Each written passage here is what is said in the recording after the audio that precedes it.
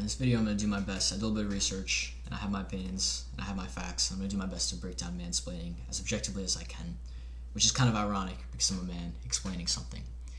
But anyways, any factual claim or evidence-based claim that I make, my source and where I got that information will be available in the description, so you can go down, check it out, make sure my sources are legit, and if you don't believe my sources are legit, go do your own Googling. I don't care. Put in the description counter evidence, do whatever you want. I'll check it out.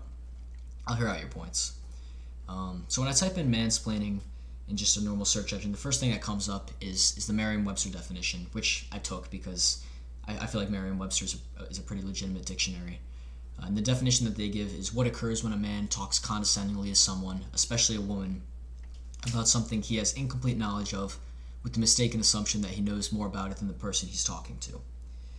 And a couple of similar words, I guess not synonyms, but similar words that they offer are white-splaining and straight-splaining. So I guess the whole idea behind these things is talking down to someone condescendingly when they probably have more information than you, and they're probably more qualified to talk about that specific topic. So in the case of straight-splaining, I guess what they would say is an example of straight-splaining would be when a straight person talks about gay rights or the history of gay rights. Because they're not gay, they're probably not as qualified to do that. But that's an identity argument. That's a whole other issue. I'm not even going to get into that.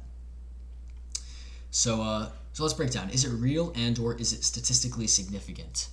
So what I found on the internet is that it is true that women tend to score higher, on average, of course, on the agreeableness and neuroticism traits. And those two specifically matter because disagreeableness which men score higher on average, will make a man more likely to interject in a conversation and give his own point, even when he may not know exactly what he's talking about.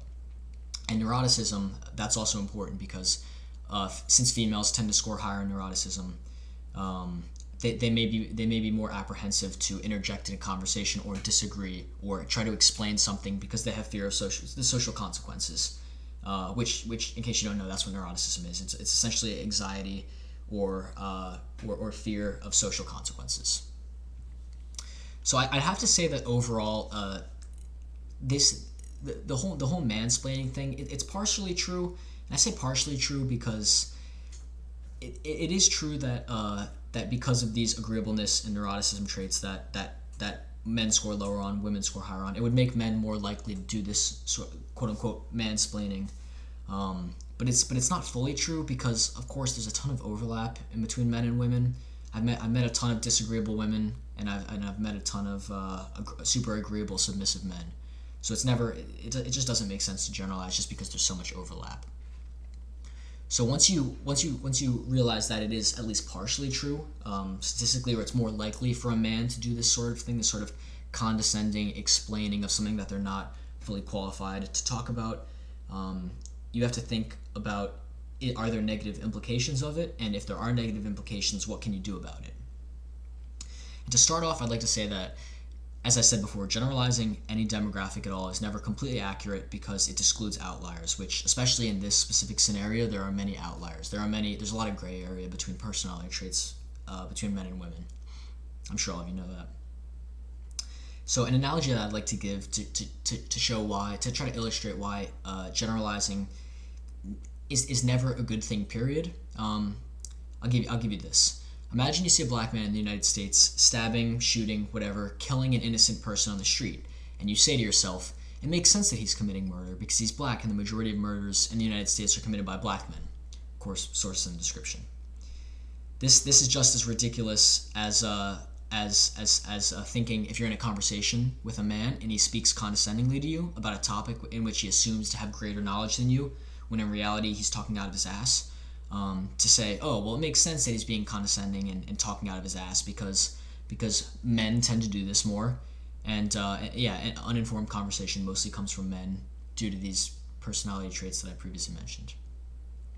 Generalizing doesn't work because of outliers, long story short. A better solution, instead of generalizing, that I like to offer is you can always take it, it's always better to take it on a case-by-case basis. So the negative implications of someone talking of course there are negative implications of someone talking condescendingly or someone talking out of their ass in an area that they're not educated. Of course that's not good. So if someone's doing that in conversation, of course, if someone's being rude, condescending, call them out on it. If someone's talking out of their ass and they clearly don't know what they're talking about and they claim to be an expert, call them out on it.